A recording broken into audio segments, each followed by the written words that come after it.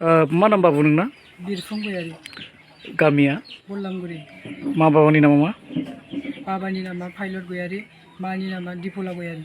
बबे स्कुलाव फरायो? गसाइगाव हायार सेकेन्डारि स्कुलाव। खोनानो मोन्दों रिजाल्टआ जोबोद मोजां जादों। मा साबजेक्टआवहाय माबायदि मार्कस अबटेन खालामनो हादों? एमआइएलआव बड' साबजेक्टआव ससियेल साइन्स आरो साइन्सआव। एमआइएलआवहाय बेसेबां मोन्दों? एमआइएलआव 100आव 100। लेटाराव बेसेबां मोन्दों? मा साबजेक्टआव लेटार मोन्दों? एमआइएल साइन्स ससियेल। दा बे नोंनि जे दिनै जोबोद मोजां नम्बर लानानै पास खालामनो हाबाय, दा नोङो माबायदि हार्डवार्क एबा माबायदि खस्थ' खालामनानै फरायदोंमोन? आङो आगोलनिफ्रायनो मोजाङै खस्थ' खालामबोखादोंमोन आरो आइ बाबामोनाबो मोजाङै हेफाजाब होफादोंमोन आंजोंहाय फरायनायाव। मा जानायनि थांखि दं जिउआव? जिउआव इन्जिनियारिं जानायनि थांखि दं। नोंनि बे जाफुंसारनायाव दिनैहाय आगानसे बे दावगानायावहाय सोर खस्थ' खालामनानै नोंखौ हेफाजाब होदों होननानै सानो नोंलाय? आइ आरो बाबा। फोरोंगिरिफोरखौ मा बुंगोन नोङो? फोरोंगिरिफोराबो जोंजों हेफाजाब होफादों, सोलोंथाइ लानायाव मोजाङै दावगालांनो थुलुंगा होदों। दिनै गामि आफादा जे बरायबाय नोंखौहाय, माबायदि मोन्दों गोसोखौ? मोजां मोन्दों। मा होनगोन गामियारिफोरखौ? गामियारिफोरखौ मा होनगोन नोङो? बरायनायनि थाखाय गोजोननाय थाबाय। मोजां मोनदों।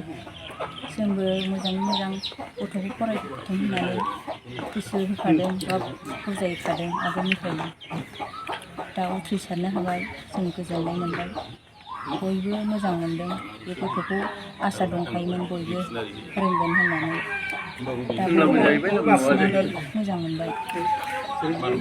दिनै जे गामियारिफ्रा बरायबाय, माबायदि मोन्दों? मोजां मोनदों। फिसालाखौ मा जाजानो लुबैयो मादैया? गाव जेखौ हास्थायो बेखौ जोंबो नाजानोसै, खस्थ' खालामनानैबाबो। फोरोंनायाव माबाफोर खस्थ' मोन्दोंमोन नामा मादैया? मोनाखै। थाखा फैसानि, रां रुफानि? एसे एनै आंबो दोनखोमाहोलाङो नालाय, आंबो एसे एनै खामायो, बेखौ दोनखोमायो, नांगौबा बेनो हरनोसै। फिसानि फरायनो थाखाय? माबाफोर नांगौबा गथायना होनोसै उन्दैनो। फोरोंनायावहाय हानायखिनिखौ नोङो बिमा बिफा जानानै हेफाजाब होलांगोन होननानै आसा खालामो नामा? दा फिसाज्लानि सायाव बेबायदि आसा दङमोन आदैया? आसा दं। फरायनायाव सिगांनिफ्राय मोजांखामोन ना? फरायनाय सिगाङाव मोजां। नोंथांनि जे न'खरनि थासारि, बे न'खरनि थासारिखौ लानानै फिसा फोरोंनायावहाय माबाफोर उसुबिदा मोन्दोंमोन नामा? उसुबिदाथ' एसे थाखा फैसानि टेनसन जायो। दा नोंथाङा फिसाज्लाखौ मा जाजानो लुबैयो?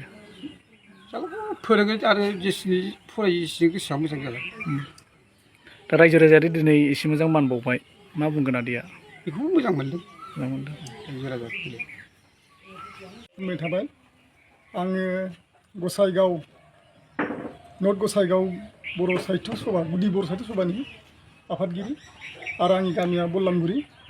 दिनै आं बे बल्लामगुरि गामियावनो जोंहा दाखालि थांनाय SSLC एग्जामिनेसनाव आरो नै दाखालि सुनिबाराव रिजाल्ट होनाय, बे रिजाल्टआव जोंनि गामिनिफ्रायनो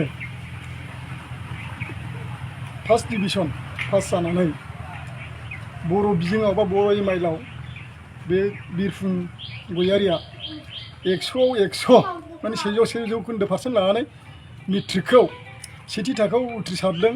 आं खोनानो मोननायाव बे बिरफुं गयारियानो आसामनि गेजेराव जौसेयाव, बर' रावाव जौसेयाव 100% लानानै उथ्रिसारदों होननानै आं मिथिनो मोन्दों। आं जोबोद गोजोननाय मोन्दों। ओंखायनो आङो बे गामिनि गावबुरा एबा रायजो राजाफोरखौ लानानै दिनै बे बाबुनो, बे बिरफुं गयारिनो आर'नाइ होनानैब्लाबो जोङो बेनो मान बावफैदों, मान जासिफैदों। आरो बे गथ'आ, बिरफुं गयारिया सेथि मासियाव 3 लेटार लानानै मेट्रिकखौ उथ्रिसारनो हादों। सेथियाव जाहैबाय बर' एमआइएल, बियो 100% लानानै पास जादों। आरो नैथियाव जेनेरेल साइन्सआव बियो 87% लानानै लेटार मार्क मोन्दों। आरो ससियेल साइन्सआव 82% लानानै बियो उथ्रिसारनो हादों। दा बिनि थाखाय आं गोजोननाय मोन्दों, बा जोंनि गामिया जोबोद रंजाखांदों। जों खोनाफेराखैमोन जोंनि गामियाव आरो बेबायदि बर' एमाइलआव 100 जौखोन्दो लानानै उथ्रिसारनो हानायखौ जोङो खोनाफेराखैमोन खुनु फोरोंगिरियानो बिनि हेन्ड राइटिं एबा बिथांनि लिरनायफोरखौ बर' एमाइलआव आधा नाम्बारबो दाननो हायाखै दा बिनि थाखायनो जोङो गोजोननानै दिनै जोङो गामिनि जानानै बेनो आर'नाइ होनानैबाबो जोङो मान जासिफैदों बिनि थाखायनो आङो दिनै बे रायजो राजाफोरखौ लानानै बा नैबे बिथां मिडियामनि मानसिफोरखौ लानानै जोङो दिनै एसेब्लाबो सावरायनाय जुथुमलायदों आरोखि दा बिनि थाखाय आङो बिथां मिडियाखौबो गोजोननाय थाबाय आरो बे बिथांनि न'खरनि बिमा बिफा जाथि खुरमाफोरनि सायावबो गोजोननाय मोन्दों जाहाथे गोरिब न'खरावबो बा गैजायै न'खरावबो बेबायदि मोजां फरायनो हायो एबा मोजां फरायनानै गिदिर गोलाव जानो हायो एबा इयुनाव मोजां मानसि जालांनो हायो बिदि आसा लानानै जों रायजो राजाफ्रा दिनै बिथांनो बिरफुं गयारिनो जोङो मान जासिफैदों दा बिनि थाखायनो आङो बयखौबो रायजो